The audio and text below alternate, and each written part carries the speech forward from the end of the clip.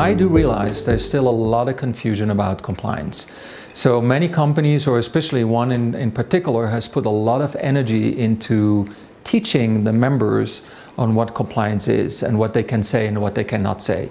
But I still realize when I go to all the Facebook and messages, or when I post something on Facebook, there's a lot of confusion. There's always question, well, you just talked about cancer, that's not compliant.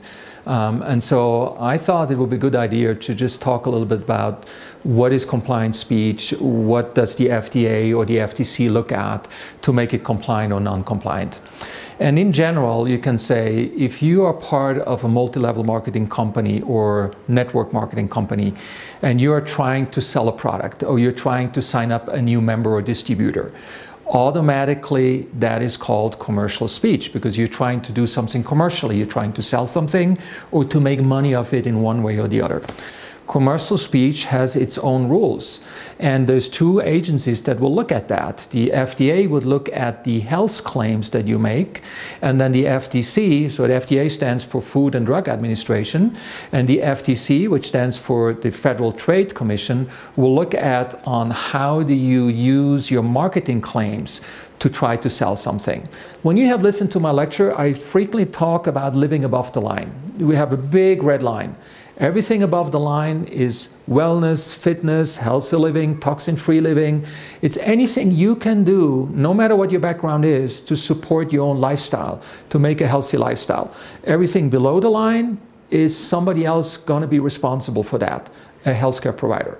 That's talking about disease, whatever it might be. So you have to come to a healthcare provider who then will become responsible for you. Everything that is above the line is FDA compliant because we're talking about fitness, beauty, wellness, rejuvenation, anti-aging. Aging is a physiological process. It's not a disease, not that I know of. Everyone is aging, so everyone, not everyone can have a disease. It's a physiological thing.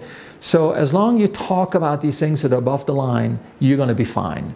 The moment you go below the line, it means you're talking about disease, about prevention, about treating, about curing. All that's a no-no.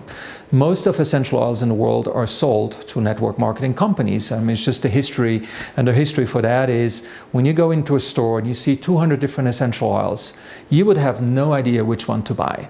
So the network marketing company has always someone bringing you to the oils, showing you the oils. Therefore, the education comes with the person that sells you the oils. If I would walk into a grocery store and I would see 200 oils, I would probably recognize peppermint, lavender, maybe lemon, and that's all I know. And I would not know anything about all the others. So again, going back to what you can say and what you cannot say. So the confusion comes when I stand on stage and I talk about an essential oil and the disease. And I say, look, I do understand that this oil has these effects on the molecular level because I read the research, I understand what it does, and so now I'm making a claim. I can do this in a medical meeting. When I don't talk about a product, a company, it's completely unbiased. But the moment I'm on stage and I'm talking for a company, or I'm on stage, I'm talking for myself in the sense that the audience was invited by me or friends of mine, and I'm trying to sell the audience a product, an essential oil, or I try to convince some of the audience to sign up into my team and become a distributor in a company. At that moment, this is a commercial speech. It has completely different rules. I cannot show studies in most of the time. I cannot mention numbers of earnings. I cannot mention any health benefits as long it has to do with disease. Let's go and talk about, I'm on stage, I'm invited by the company. I have to be completely compliant. I have to use sentences that are not making any claims that I'm changing the way my body works. All I can say is that I'm supporting a healthy something. So instead of saying, oh, I don't sleep, I have insomnia, I will say, well, look, I can use this to support a healthy, restful sleep. Or if I have memory problems, I cannot say, oh, I got Alzheimer's. No, I will say, well, I can support the healthy way my brain cells are functioning, right? And so everything at the end of the day becomes a support of a normal, healthy physiological function. That is all FDA compliant if you formulate that or phrase that kind of correctly. The moment you say, oh, I'm going to take this because I want to prevent that.